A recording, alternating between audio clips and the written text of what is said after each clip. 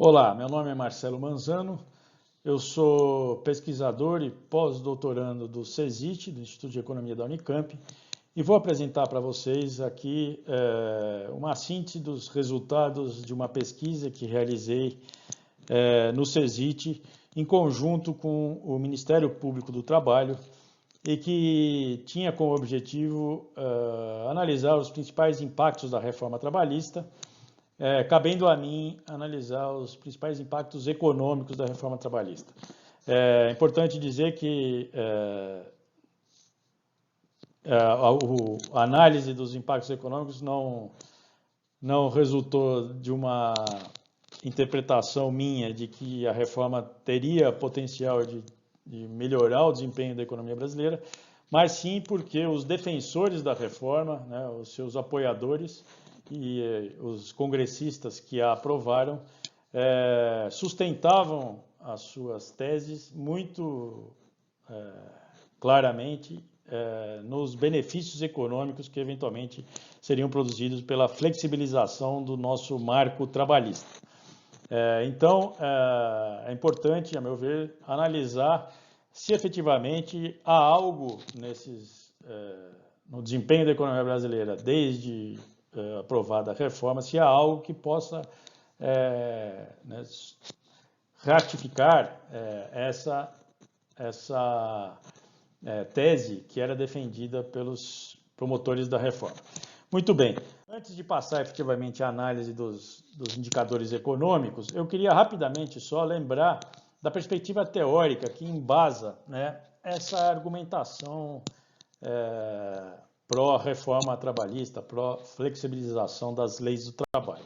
Essa concepção ela é muito dominante no pensamento econômico, não só no pensamento econômico, como na opinião pública em geral, como na imprensa, né, nos órgãos de comunicação. E ela tem uma inspiração no pensamento neoclássico, da escola neoclássica, que, em última instância,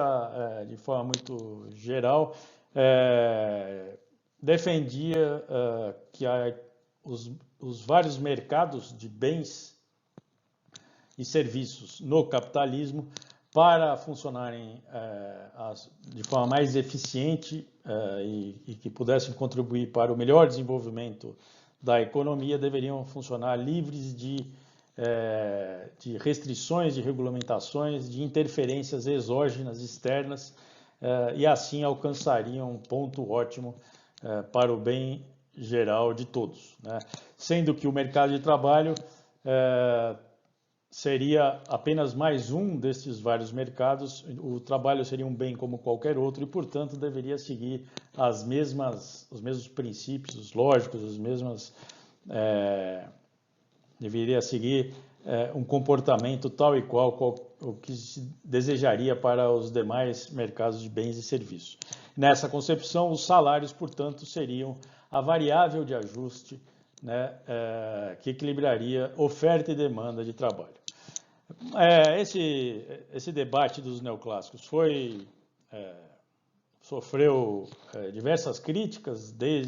ao longo do século XX, em especial depois das obras do Keynes, mas não apenas, também pelas obras do Kalecki, dos autores marxistas, do pensamento crítico de um modo geral, mas foi sendo reciclado, né, foi sendo revisto, e no período mais recente, essa inspiração neoclássica esteve presente no chamado novo keynesianismo, ou nos autores neo-keynesianos, que digeriram as críticas do Keynes, e, num certo sentido, esterilizaram as críticas do Keynes, e voltaram a apresentar a ideia de que defeitos, né, falhas de funcionamento no mercado de trabalho causadas por interferências indevidas sobre o dinamismo do mercado de trabalho explicariam não apenas o problema do desemprego, ou os problemas salariais, os problemas ou da informalidade que afetam o mercado de trabalho, mas mais do que isso, trariam repercussões para o conjunto da economia, né, fazendo com que a economia funcionasse abaixo da sua plena capacidade, que a economia dos países, portanto, não se desenvolvesse com o seu potencial né, ideal para atender o conjunto das suas necessidades e levando em consideração todas as suas capacidades. Vale destacar que isso é uma grande inflexão ou uma inversão em relação exatamente ao que pensava o Keynes, ou o que pensava o Marx, ou o que pensava o Kalecki, né? Autores que, por exemplo, viam os problemas do mercado de trabalho como decorrência das instabilidades e das crises crônicas que estão engendradas pela dinâmica capitalista, que decorrem de um processo de acumulação caótico, né, e tendente a crises que caracteriza o capitalismo, que é eivado por sempre, né, por uma grande instabilidade, por uma grande incerteza, por grandes riscos. Então, o que conseguiram aqui os neoclássicos foi inverter o pensamento, os novo-keynesianos, desculpa, foi inverter o pensamento de Keynes, jogando sobre as costas dos trabalhadores, em última instância, que demandam regulação e segurança, jogando sobre eles o ônus de eventuais desajustes no desempenho das economias, né? Em poucas linhas, é disso que se trata e é isso que inspira, é isso que está por trás daqueles que defenderam as bandeiras da reforma trabalhista. Quais os obstáculos, portanto, que eles queriam vencer com a reforma trabalhista, né, para garantir um melhor funcionamento do mercado de trabalho? Em primeiro lugar, a regulação excessiva e inadequada do Estado, né, que junto da ação dos sindicatos, né, e aí eles chamam atenção, ou eles apostam numa hipótese de que os sindicatos levam a racionalidade disfuncional que favoreceria os que estão empregados, aqueles que estão dentro, em detrimento daqueles que estão fora, os desempregados, né? A lógica aqui seria dizer que, na medida que os salários garantem, pela pressão política que fazem sobre os governos, pela pressão que exercem nas negociações salariais junto aos empresários, os sindicatos conseguem manter salários a um nível superior àquele que seria o nível de equilíbrio, e se o nível salarial está acima daquele que seria de equilíbrio, significa que há um conjunto de trabalhadores que se mantêm desempregados, já que os patrões não querem contratá-los pelo nível salarial vigente. Precisariam,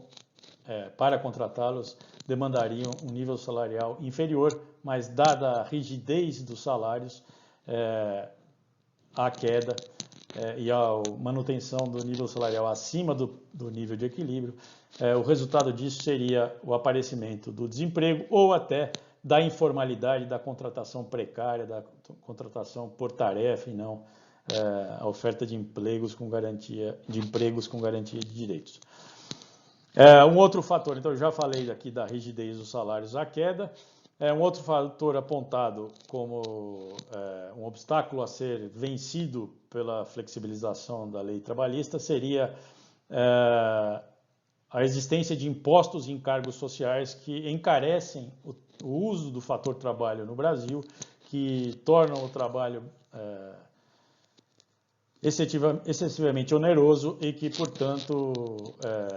fazem com que o nível salarial não corresponda exatamente à produtividade do trabalho correspondente de cada ocupação, o que, em última instância, se traduz em maior desemprego, maior informalidade, etc. E um último ponto, sempre presente nesse debate, é a alegação de que o aparato regulatório do mercado de trabalho geraria custos de transação muito elevados, né, uma rigidez, uma burocratização excessiva da livre compra e venda da força de trabalho, o que, mais uma vez, se traduziria em não utilização plena da disponibilidade de mão de obra a cada momento em cada país. Uma vez apontados esses obstáculos a serem vencidos, os defensores da reforma, portanto, empunhavam algumas bandeiras aqui, alguns objetivos, né, que deveriam ser alcançados uma vez aprovada a reforma. Em primeiro lugar, ampliar, portanto, a flexibilidade na determinação dos salários, né, sem que houvesse restrições à queda. É isso que quer dizer, em última instância, a flexibilidade, porque não há restrição à elevação. Portanto, o que se está pleiteando aqui, o que se está propondo aqui, é a flexibilização para baixo do nível dos salários, de tal forma a ajustar-se, ao que os salários sirvam de variável de ajuste às oscilações do ciclo econômico e às demandas de trabalho pelo lado do capital. Além disso, uma vez garantida essa flexibilização, conseguiria-se aproximar a relação entre salário e produtividade. Os salários deveriam, em tese, segundo essa concepção, se aproximar da produtividade do trabalho, o que corresponderia ao funcionamento ideal do mercado de trabalho mais eficiente possível. Em função desses alcances, desses objetivos, conseguiria-se também, claro, uma redução do custo do trabalho, já que o que se está se falando é reduzir o nível salarial para baixo, né? Claro, não é flexibilizar para baixo. Então, haveria uma redução do custo do trabalho no Brasil, o que levaria a uma ampliação da competitividade externa da economia nacional. Nossos produtos ficariam mais baratos lá fora e os produtos estrangeiros perderiam competitividade no mercado interno, então daria força à produção nacional. Isso, por sua vez, serviria de incentivo à atração de novos investimentos que iriam, portanto, ocupar plenamente a capacidade produtiva nacional. Em última instância, alcançados todos esses objetivos, caminharíamos então para uma situação em que o desemprego seria reduzido e a subutilização da força de trabalho também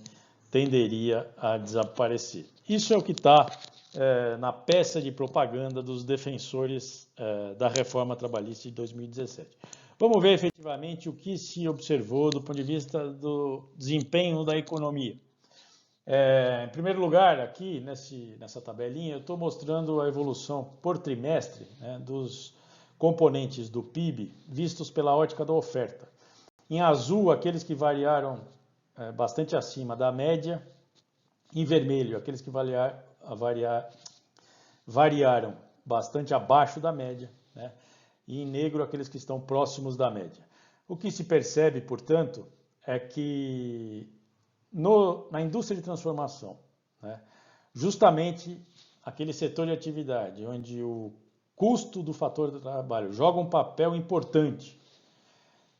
na indústria de transformação, a reforma trabalhista, embora num primeiro momento parecesse ter afetado positivamente o desempenho desse setor, na verdade, como se observa desde o quarto trimestre de 2018, não foi capaz de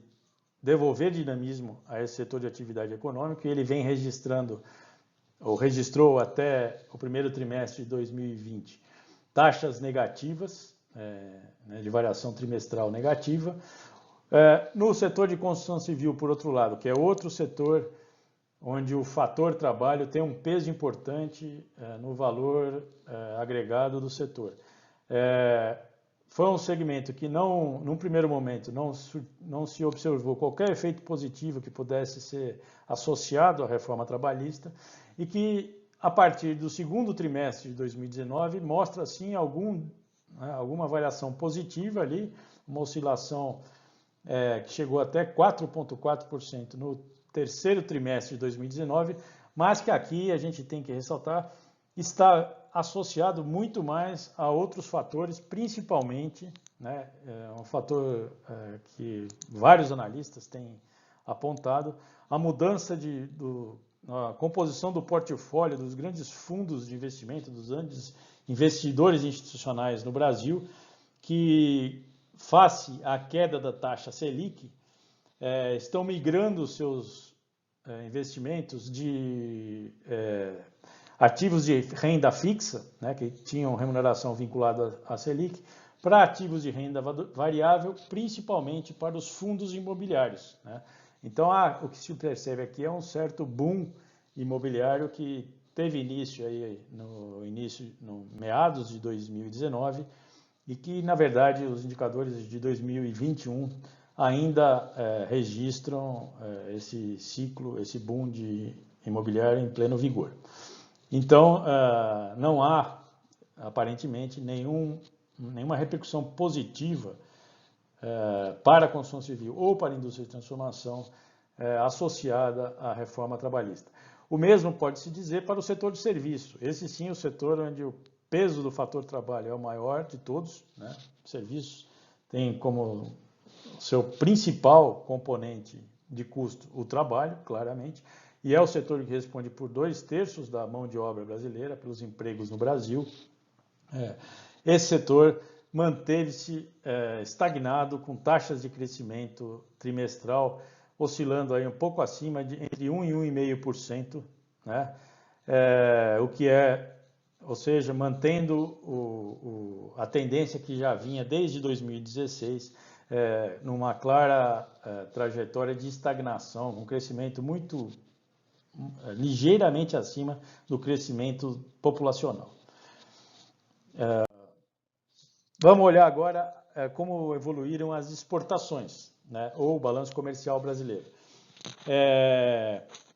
Porque se fosse verdade que a redução do custo salarial, que a maior flexibilização na contratação de força de trabalho, seriam fatores que impulsionariam a competitividade nacional, era de se esperar que isso se expressasse num melhor desempenho do nosso balanço comercial. É claro que a balança comercial basta ter um mínimo de conhecimento da dinâmica macroeconômica. A balança comercial responde muito mais a outros fatores, né? Como, em especial, a taxa de câmbio e o preço das commodities do mercado internacional, que independem, o preço das commodities independe da condução da política econômica interna. Mas o que a gente observa, de qualquer maneira, é que de 2017 até 2019 houve uma queda do saldo comercial. Portanto, o mínimo que se pode dizer é que a reforma trabalhista não fez, aparentemente, não trouxe nenhum indicativo positivo sobre o nosso exportações, sobre o nosso desempenho no comércio exterior, que pudesse ser percebido pelos números a partir de 2018 e 2019. Entrando um pouco mais no detalhe a respeito dessa competitividade externa, vale a pena observar esses números produzidos pelo IED, que separa aqui a produção, né, os bens de exportação da indústria de transformação e os demais produtos de exportação. A gente vê que os demais produtos tiveram até um desempenho bastante favorável até início de 2019, cresceram bastante, são essas colunas mais altas, mas que no setor de produtos de transformação, né, da indústria, onde justamente o custo do fator de trabalho tem relevância, é um fator considerável para explicar o desempenho dessas atividades no mercado internacional, justamente nesse setor houve uma queda da participação das nossas exportações. Então, mais uma vez, pode-se dizer que esse não é o principal fator que impactaria o desempenho das nossas exportações, eu concordo com isso, mas não há nenhum indicador, nenhum indicativo que permita dizer que a reforma trabalhista foi positiva para a economia brasileira, para as exportações brasileiras nesse período. Um outro elemento, né, um outro indicador que vale a pena acompanhar é o investimento, a taxa de investimento ou a formação bruta de capital fixo no Brasil. Essa é um indicador bastante importante para o desenvolvimento da economia brasileira. A dinâmica macroeconômica depende muito da evolução da taxa de investimento produtivo. E o que a gente vê aqui é que a reforma trabalhista, realizada ali ao final, no quarto trimestre de 2017, manteve a taxa de investimento, não se alterou desde então. Teve aí até um momento ali no terceiro trimestre de 2018, um soluço, dando um pequeno salto, voltou ao patamar anterior e, na verdade, se encontrava no início de 2020 no mesmo patamar exatamente no mesmo patamar que estava antes da reforma trabalhista, né? Portanto, não houve nenhum estímulo adicional ao investimento produtivo em função de alguma mudança na regulação do mercado de trabalho brasileiro. Um outro dado interessante de acompanhar, lembrando sempre que a taxa de produtividade do trabalho, né, ou a análise da produtividade do trabalho tem que ser sempre muito cuidadosa e criteriosa, porque esse é um indicador, primeiro, difícil de ser apurado de forma consistente, e segundo, que responde a muitas outras influências, né, e por isso tem que ser analisado em períodos de mais longos, né, é muito arriscado fazer análise da produtividade em períodos curtos de tempo, mas é o que temos. Faz pouco tempo que foi realizada a reforma trabalhista, e o que podemos observar, de qualquer maneira, feitas essas ressalvas, é que no setor de serviços, né, onde, como eu disse, pesa muito, né, o custo do trabalho, o fator trabalho é o seu componente principal. No setor de serviços houve uma queda, né, uma piora na produtividade do trabalho. Ela tinha caído muito durante a crise, vinha se recuperando, uma tendência de passar para o campo positivo, para taxas positivas de produtividade do trabalho, mas isso se reverteu justamente depois da reforma trabalhista e mantém-se num patamar bastante negativo, né, a cada trimestre aí caindo pelo menos a 1% ao ano, né, no cálculo trimestral. Vamos olhar agora como evoluiu a taxa de produtividade do trabalho na indústria, no setor industrial. Também observamos que ela vinha, né, a indústria no período pré-reforma, apresentou em alguns momentos uma recuperação bastante forte. Ali em 2016, no final de 2016, chegou a crescer 6,1% no trimestre, no cálculo anualizado, mas veio perdendo força. Com a reforma, manteve-se num patamar muito baixo e, na verdade, a partir de 2019, passou ao campo negativo, ou seja, a taxa de produtividade na indústria vem caindo a despeito, né, ou talvez por conta da reforma trabalhista. Não houve, sem dúvida, não há nenhuma razão para dizer que a reforma trabalhista ajudou no desempenho da nossa indústria. Não há elementos para sustentar essa tese. Já na agropecuária, justamente aquele setor onde menos importa, onde o componente trabalho pesa muito pouco, né, no preço final do produto, no desempenho do setor, esse segmento até que mantém aí uma taxa de produtividade um pouco, ligeiramente positiva. Em alguns momentos alcançou, depois da reforma em 2018, chegou a alcançar uma taxa anualizada de 5,5%, mas mantém-se abaixo do padrão anterior, né? Como a gente vê, nos anos anteriores, exceto durante a crise recessiva, as taxas de crescimento da produtividade do trabalho na agropecuária vinham muito elevadas, né? Vinham mostrando o grande produtividade, o grande desempenho e avanço da produção agrícola brasileira no período de expansão da economia. Olhando agora para um outro indicador que não estava na argumentação, não fazia parte dos argumentos dos defensores da reforma, mas que é caro ao pensamento do mainstream econômico, que é a análise da propensão ao consumo, vale a pena a gente olhar, então, como se tem se dado, né? O que a gente pode dizer a respeito da propensão ao consumo desde a aprovação da reforma trabalhista.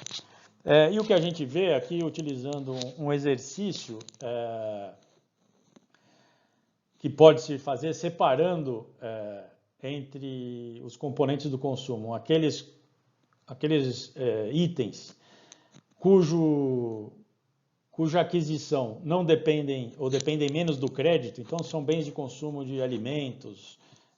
de bens não duráveis, né, de consumo, alimentos, roupas,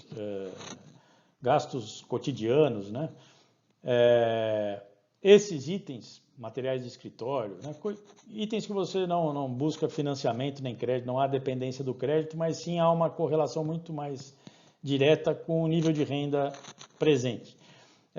E o que se observa, então, acompanhando esse consumo de bens dependentes da renda, está aí demarcado nas colunas em azul. O que se observa é que, claro, a crise derrubou fortemente esse consumo desses itens. Isso vinha se recuperando, ou teve uma recuperação entre 2016 e 2017, mas depois da reforma trabalhista não houve nenhum impacto positivo, embora a partir de maio de 2019 vinha se verificando uma leve recuperação, mas que ainda não superava o patamar registrado um pouco antes da reforma trabalhista, ali no terceiro trimestre de 2017. Ou seja, se compararmos o desempenho do consumo de bens dependentes da renda, a evolução da renda ou da massa de rendimentos do trabalho, né, que está expressa aí nessa curva laranja, e até ela cresce ligeiramente acompanhando o crescimento do PIB, a recuperação do PIB de 1,3% em média no período. Quer dizer, a massa de rendimentos cresceu, mas o consumo não acompanhou, né? E isso pode ser um indicativo. A literatura internacional, vários autores que analisaram os efeitos da reforma trabalhista nos países desenvolvidos, das reformas realizadas lá, reformas com a mesma orientação, com o mesmo embasamento e com as mesmas justificativas, foram muito frequentes no mundo desde 2010 até hoje. O que se observa é que os trabalhadores, uma hipótese que se coloca, é que os trabalhadores, aqueles cuja renda depende do trabalho,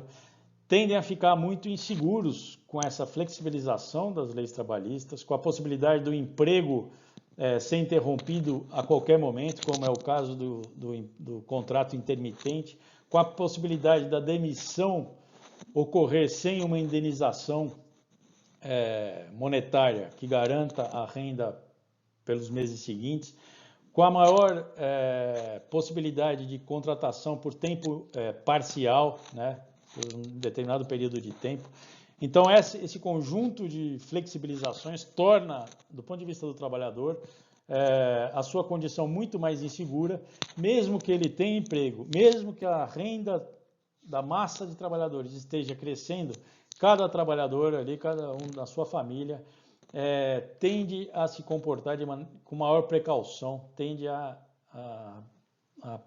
gastar menos, ou seja, pode estar ocorrendo, né, uma redução da propensão marginal a consumir. Cada um tentando consumir menos, já que a instabilidade, a insegurança é maior do que aquela que era verificada no período pré-reforma. Isso é uma hipótese,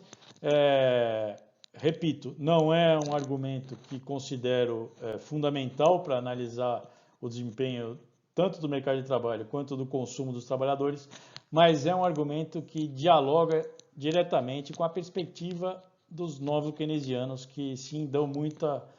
importância a esse tipo de comportamento para explicar a dinâmica macroeconômica. Na mesma linha, tomando aqui como exemplo, né, tomando o indicador divulgado pela Federação do Comércio do Estado de São Paulo, analisando o nível de consumo atual, separado aqui em azul, aqueles trabalhadores, aquelas pessoas que ganham até 10 salários mínimos, em laranja, aqueles que ganham mais de 10 salários mínimos, em geral, nesse grupo laranja, esse grupo é composto muitas vezes por gente que não é exatamente trabalhador, mas muitos são pessoas jurídicas, né? O que é interessante notar nesse gráfico é que, embora essas duas curvas viessem muito coladas no período pré-reforma, até a crise de 2015, 2016,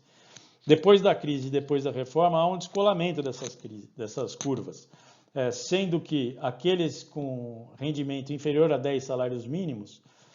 passam a consumir menos, né, o seu desempenho no consumo, o seu nível de consumo se descola em relação àqueles que têm maior renda, o que não era verificado antes. Então, claramente aqui há um indicador de que a reforma trabalhista e o quadro pós-crise de 2015 e 2016 tornou a propensão a consumir dos mais pobres, ou dos assalariados, que em geral compõem esse segmento, mais cauteloso, menos disposto a empenhar a sua renda no consumo. Ainda nessa linha, e ainda utilizando os indicadores da pesquisa da Federação do Comércio, eles questionam os trabalhadores, as pessoas, sobre a sua intenção de consumir, né? Aí a intenção das famílias, em relação ao futuro, qual é a intenção delas para consumir. E o que se observa, igual no slide anterior, é que desde a reforma trabalhista, desde a crise, mas aí mais claramente desde 2017, se descola mais uma vez o comportamento daqueles que ganham mais de 10 salários mínimos, daqueles que ganham menos de 10 salários mínimos. E por fim, essa mesma pesquisa perguntava a respeito da perspectiva profissional desses indivíduos, e o que se observa é que os indivíduos com mais de 10 salários mínimos têm registrado aí, desde a reforma trabalhista, em alguns momentos, perspectivas profissionais mais positivas em relação ao que é registrado para aqueles profissionais com remuneração de até 10 salários mínimos. Na verdade, houve até um